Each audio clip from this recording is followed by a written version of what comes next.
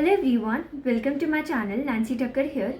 सो मेरे बायोलॉजी में आए थे 94 आउट ऑफ 100 क्लास 12th में, जो मैंने इसी साल 2023 में दिया और मेरे काफ़ी अच्छे परसेंटेज भी आए थे। सो इस वीडियो में मैं आपको बताऊंगी कि आप कैसे 90 अबोव या फिर 100 आउट ऑफ 100 मार्क्स ला सकते हो बायोलॉजी में।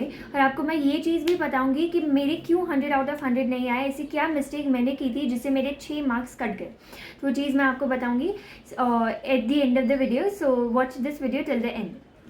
सबसे पहले तो अगर आप एक मतलब बायोलॉजी स्टूडेंट हो और आप किसी कम्पिटिटिव एग्ज़ाम यानी कि नीट की प्रिपरेशन कर रहे हो, तो आपको या फिर गुड सेट की प्रिपरेशन कर रहे हो, बिकॉज नीट और गुड सेट में दोनों में 12th का सिलेबस आता है। तो आपको बोर्ड के लिए स्टार्टिंग से अलग से प्रिपेयर करने की कोई ज़रूरत नहीं है। अगर स्कूल में एग्ज़ाम्स भी आ रही है तो हमें थोड़े टाइम पहले से, एक वीक पहले से हमें थोड़ा सा थ्योरी पार्ट पढ़ना शुरू कर देना है, बट इतना ज़्यादा बोर्ड पे ध्यान नहीं देना है पूरे साल। और नीट के लिए सिर्फ एनसीईआरटी करनी होती है, एनसीईआरटी इनफ होती है नीट के लिए, बोर्ड के लिए, दोनों के लिए। तो अलग से अगर नीट की प्रिपरेशन करें तो बोर्ड की प्रिपरेशन करने की ज़रूरत नहीं है। आप ऑलरेडी, आपको पता भी नहीं चलेगा और आप बोर्ड के लिए प्रिपेयर कर रहे होंगे या फिर आप बोर्ड के लिए प्रिपेयर हो चुके होंगे अगर आप नीट के लिए काफ़ी अच्छे से सीरियसली कंसिस्टेंसी के साथ प्रिपेयर करोगे तो। और अगर प्रिपेयर करना हमें थोड़ा सा शुरू कर देना है 3 महीने से पहले, जब भी हमारी बोर्ड एग्ज़ाम आने वाली होती है, मार्च अप्रैल मई जब भी होती है, तब उससे पहले हमें 3 महीने पहले से हमें हमारी बोर्ड की प्रिपरेशन शुरू कर देनी है। और उसमें भी ये नहीं है कि हमारे कॉम्पिटिटिव एग्ज़ाम की प्रिपरेशन पूरी छोड़ देनी है। हमें कैसे करना है, हमें 3 महीने पहले से मॉक टेस्ट शुरू कर देने हैं, या फिर हमें कुछ एक्सटर्नल रिसोर्सेज भी चाहिए होता है। बोर्ड के लिए NCERT is enough, it is more than enough. लेकिन अगर हम पूरे साल एमसीक्यू प्रैक्टिस करते हैं, हमें इतनी राइटिंग प्रैक्टिस नहीं होती है बिकॉज हम पूरे साल कॉम्पिटिटिव एग्ज़ाम की प्रिपरेशन कर रहे होते हैं, तो बोर्ड के लिए प्रिपेयर करने के लिए हमें थोड़े से पेपर लिखने पड़ते हैं। तो हमें कुछ एक्सटर्नल रिसोर्सेज भी चाहिए, जैसे प्रीवियस ईयर क्वेश्चंस हम सॉल्व करेंगे, फिर हमें कुछ रेफरेंस बुक्स भी उठानी होती है। अभी आप बोलोगे रेफरेंस बुक्स की क्या ज़रूरत है जब एनसीईआरटी इनफ है। तो रेफरेंस बुक्स और एनसीईआरटी में क्या फ़र्क होता है? द फर्स्ट पॉइंट इज़ कि एनसीईआरटी में अगर आप देखोगे तो एनसीईआरटी में पैराग्राफ वाइज सारी चीज़ें दी हुई है।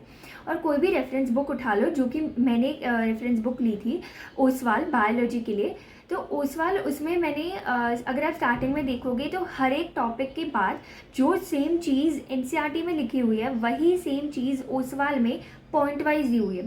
पहले पॉइंट, फिर दूसरा पॉइंट, तीसरा पॉइंट। और ये चीज़ हमें सबको पता है कि पैराग्राफ से ज़्यादा पॉइंट वाइज में पॉइंट वाली चीज़ें हमें ज़्यादा इजीली याद होती है। So that's why reference book काफ़ी इंपॉर्टेंट होती है।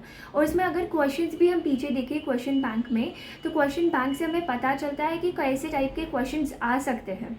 फिर उसमें जो उसका आंसर दिया होता है, उस आंसर से भी हमें पता चलता है कि कैसे क्वेश्चन लिखना है। और अगर ओसवाल की मैं पर्टिकुलरली बात करूँ तो इसमें प्रीवियस ईयर टॉपर के आंसर्स भी लिखे होते हैं कि उन्होंने कैसे आंसर लिखे थे और उनको कैसे मार्क्स मिले, और मतलब जो भी उनका प्रेजेंटेशन था, तो इससे हमें एक आइडिया भी मिलता है। और ये नहीं है कि सिर्फ ओसवाल, आपको जो भी बुक लगे ठीक लगे, अगर आप शॉप, आपके पास, घर के पास जो भी शॉप है, वहाँ जाके देख के आओ, आपको जो बुक ठीक लगे आप लेके आओ, उसमें से प्रैक्टिस करो। और अभी मैं डायग्राम्स की बात करूँ तो डायग्राम्स एनसीईआरटी से देखोगे तो काफ़ी टफ़ लगते हैं दिखने में, लेकिन उतने टफ़ होते नहीं है। एक चीज़ आप ये कर सकते हो, वो जो भी डायग्राम होगा वो आपको यूट्यूब पे कैसे ड्रॉ करना है वो आपको मिल जाता है, ईजी टिप्स एंड ट्रिक्स। वो डायग्राम्स आपको यूट्यूब में देख के बनाना सीख जाना है। दूसरी चीज़, और सबसे पहली चीज़, बनाने सीखने से पहले हमें ये करनी है कि हमें जितने भी पूरे बायोलॉजी में डायग्राम्स है उसको एक पेज में लिख देना है। उससे हमारे पास एक आइडिया होगा कि इतने इतने डायग्राम्स हमारे सिलेबस में हैं, इनमें से आप पूछा जा सकता है। और कभी कभी एक ये भी चीज़ है कि अगर हम बोर्ड के लिए प्रिपेयर करें, आई मीन बोर्ड का पेपर अगर हम लिख रहे हैं और अगर हमारे पास टाइम है और ऐसा एक क्वेश्चन आ गया जिसमें डायग्राम पूछा नहीं है लेकिन हम डायग्राम ड्रॉ कर सकते हैं, तो हमें डायग्राम ड्रॉ कर देना है। मे बी बिकॉज अगर आपकी थ्योरी में अगर आपने कुछ कम लिखा होगा या फिर थ्योरी में कुछ ऐसा होगा कि आपके 1-2 मार्क्स कट सकते हैं, तो आपको डायग्राम आता होगा और आपने डायग्राम ड्रॉ किया होगा तो चांसेस है कि आपको मार्क्स फुल मिल सकते हैं। अगर हमारे पास टाइम है तो हम ये डायग्राम ड्रॉ करेंगे, और ये तभी करना है जब हमारे पास टाइम हो। तो बाकी मैं बात कर रही थी कि डायग्राम को, सारे डायग्राम्स को एक पेज में हमें लिख देना है। उसको एक पेज में लिखने के बाद फिर हमें प्रैक्टिस करती रहनी है उनकी। दो तीन बार अगर हम प्रैक्टिस करेंगे उन डायग्राम्स को तो हमें वो डायग्राम्स काफ़ी इजीली याद हो जाएंगे, इतने ज़्यादा टफ होते नहीं हैं।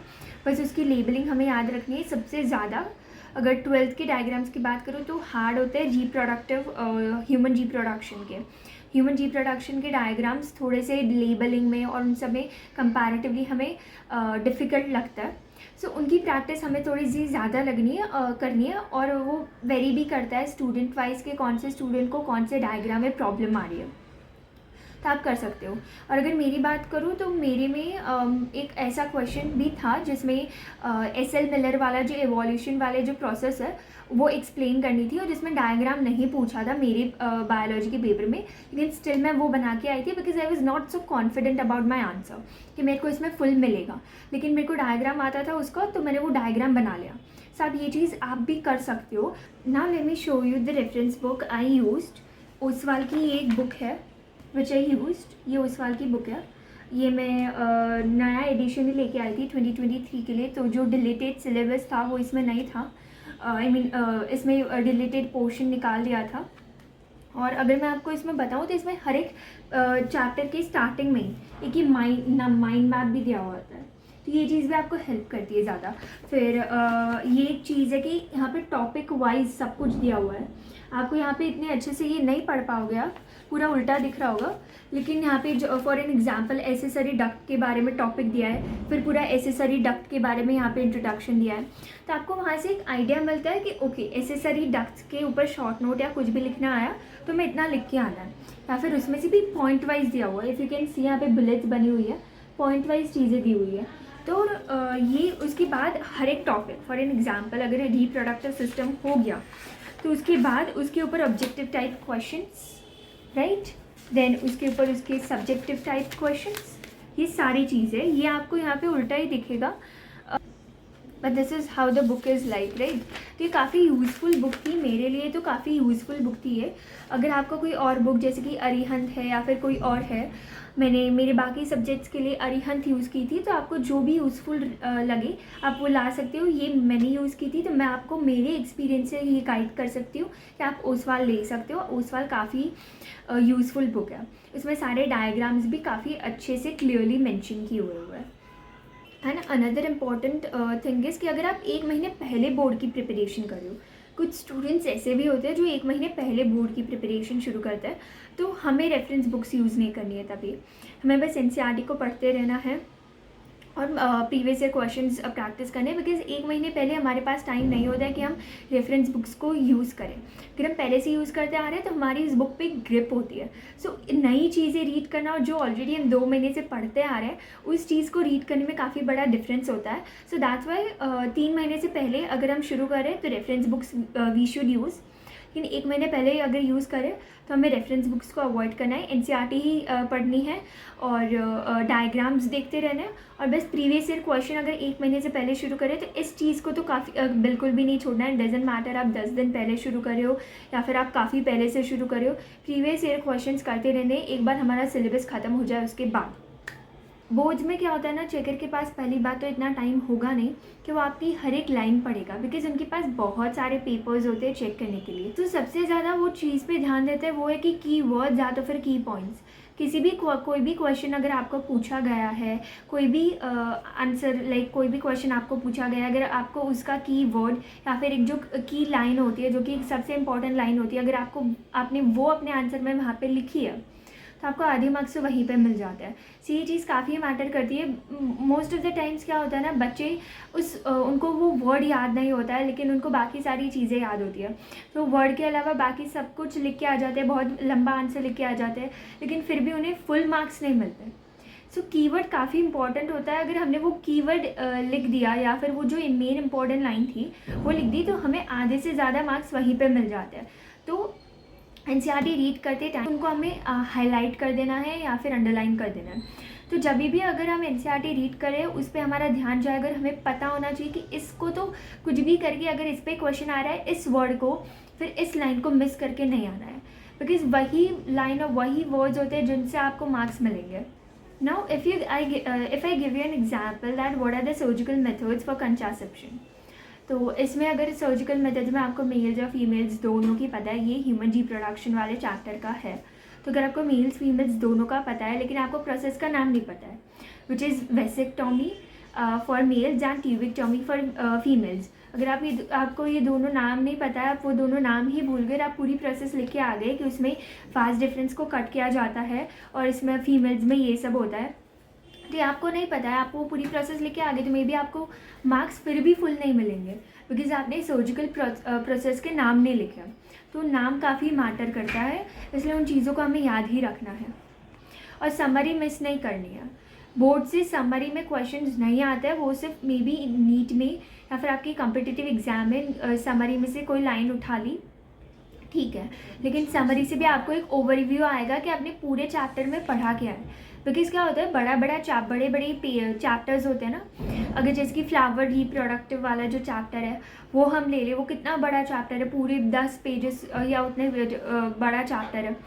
तो इसको जैसे जैसे आगे आगे पढ़ते जाएंगे पीछे का भूलते जाएंगे।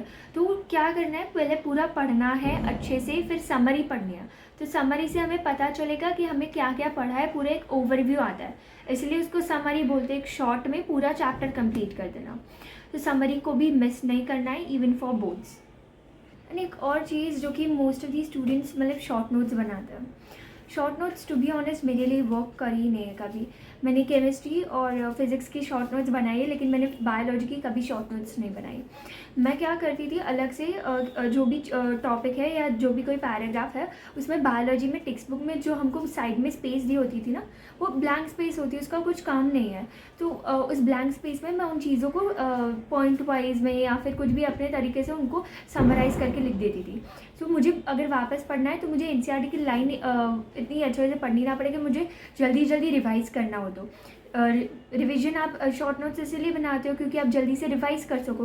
तो मैं उनको बाजू में लिख देती थी ताकि एक बार तो आप एनसीईआरटी का पेज भी खोलो और एनसीईआरटी भी आप पढ़ सकते हो, बाजू में आप शॉर्ट नोट्स भी देख सकते हो, डायग्राम्स भी आप साथ साथ में देख सकते हो।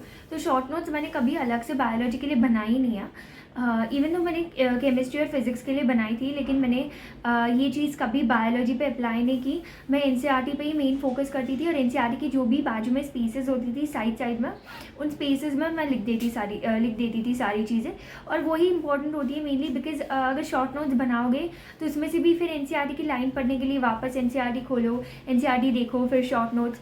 तो इससे अच्छा जो साइड की स्पेसेस है वो काफ़ी ज़्यादा स्पेसेस होती है। मैं तो यही मानती हूँ कि स्पेसेस इसीलिए दिए कि ताकि हम वहाँ पे कुछ लिख सकें, सब कुछ समराइज़ कर सके, चीज़ें ऐड कर सके। तो उस चीज़ को यूटिलाइज़ करना है, अलग से पेजेस बिगाड़ने की ज़रूरत नहीं है। उसमें आप लिख सकते हो और सारी चीज़ें समझ सकते हो। And paper presentation is very important for biology because paper उसमें डायग्राम्स भी होते हैं, उसमें बहुत सारी प्रोसेस, बहुत सारी प्रोसीजर्स होती है, उसको लिखना, उसको अपनी अच्छे तरीके से समझाना काफ़ी इंपॉर्टेंट होता है। बोलने वाली लैंग्वेज और लिखने वाली लैंग्वेज काफ़ी अलग होती है, इसीलिए बोलते हैं कि राइटिंग प्रैक्टिस होनी चाहिए। दैट्स वाई बोर्ड्स के 3 महीने पहले रेफरेंस बुक ला के हमें प्रैक्टिस करनी है, प्रीवियस ईयर क्वेश्चंस ला के प्रैक्टिस करनी है। तो वो एक राइटिंग प्रैक्टिस होगी तो पेपर प्रेजेंटेशन अच्छा होगा।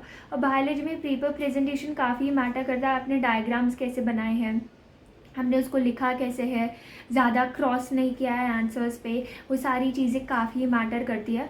और हम अगर ज़्यादा बार हमने उस चीज़ का रिवीजन किया होगा ना, तो ये भी चीज़ होती है कि स्टूडेंट्स ये मिस्टेक करते हैं, लिखने के टाइम पे एक चीज़ पूरा आंसर लिख दिया, नेक्स्ट क्वेश्चन पे मूव हो गए, उसको भी आधा लिख दिया, देन उनको याद आता है कि प्रीवियस क्वेश्चन में तो ये वाली चीज़ लिखना रह गई जो कि काफ़ी इंपॉर्टेंट थी, now you can't right it. ठीक है, अभी वो तो तुमने लिख दिया, जगह भी नहीं उतनी कि तुम लिख सको। तो काफ़ी अच्छे से रिवाइज करके जाना है हमने चीज़ों को। और एक चीज़ ये काफ़ी दिमाग में रखनी है कि कोई भी आंसर लिखो ना, अगर 3-4 लाइन्स तो हमें छोड़ ही देनी है। 3-4 लाइन छोड़ोगे और कुछ चीज़ अगर बाद में ऐड करने की हुई तो आप छोटे हैंड राइटिंग में भी या फिर कुछ भी करके आप उन चीज़ों को ऐड कर सकते हो। तो हर एक आंसर के बाद या फिर हर एक चीज़ के बाद हमें 3-4 लाइन हमें छोड़ देनी है। तो बस इन्हीं चीज़ों का आपको ध्यान रखना है, तो इजीली आप 90 अबोव स्कोर कर पाओगे।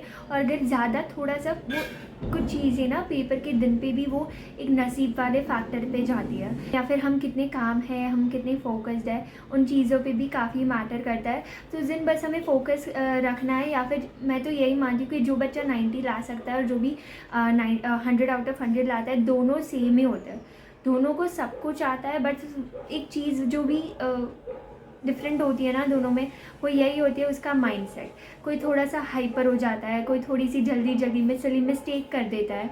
तो उन चीज़ों को हमें अवॉइड करना है, फिर हम 100 आउट ऑफ 100 भी लेके आ जाएंगे। और अगर इन टिप्स और ट्रिक्स को फॉलो करोगे तो ईज़िली 90 अबोव तो आप लोग स्कोर कर ही लोगे।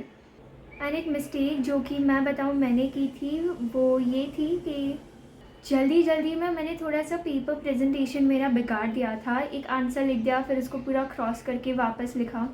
मेरा पेपर प्रेजेंटेशन वहाँ पे बिगड़ा था, बिकॉज़ आप लिखते हो चीज़ें, फिर मैंने बोला ना स्टूडेंट्स ये चीज़ करते हैं कि एक आंसर लिखने के बाद फिर इनको बाद में याद आता है कि इसमें ये चीज़ भी लिखने की थी। मेरी 1-2 आंसर में ये चीज़ हुई थी, जिसकी वजह से पेपर प्रेजेंटेशन थोड़ा सा बिगड़ गया था। तो मे बी उसकी वजह से मेरे मार्क्स कटे थे। अदरवाइज़ सब कुछ सही लिखा था मैंने। और कभी कभी ना पेपर प्रेजेंटेशन में अगर आपने सही लिखा होता है, फिर भी सामने वाला रीड करने में जल्दी में कम मार्क्स दे देता है। तो जो अच्छा पेपर काफ़ी हमें अच्छा दिखाना है हमारा। और मैं अपने हर एक पेपर में एक ही चीज़ कर रही थी। हमारे इस साइड लेफ्ट साइड तो एक मार्जिन बना हुआ ही होता है, लेकिन अगर आप बोर्ड के पेपर देखोगे ना, तो वो A4 साइज़ के नहीं होते हैं, वर्टिकली वो पेपर्स थोड़े से लंबे होते हैं। तो दैट्स वाई मैं राइट साइड पे भी मार्जिन बना देती थी, ताकि और फिर राइट साइड उस मार्जिन के उस साइड मैं लिखती नहीं थी, तो पेपर प्रेजेंटेशन उससे भी काफ़ी अच्छी लगती है। तो मैं हर एक पेपर में मैं ये चीज़ करती थी, हर एक पेज पर। सो इफ़ यू वांट तो मैं आपको ऑनलाइन बुक की लिंक दे दूँगी डिस्क्रिप्शन में, और या फिर कमेंट सेक्शन में। आपको चाहिए तो आप मुझे बोल देना। एंड अनदर मैं लेकिन आपको ये प्रेफर करूँगी कि आप ऑफलाइन किसी भी जो भी आपकी बुक स्टोर आपके घर के पास हो, आप वहाँ जाके देखें, ताकि आपको आइडिया है कि बुक एक्चुअली में है क्या।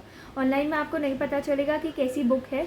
ऑफलाइन में आप बुक देख सकते हैं और बाकी सारी बुक्स भी देख सकते हैं। तो आई प्रेफर कि आप ऑफलाइन बुक्स बाय करें। And that's it. Thank you for watching this video and see you in the next video.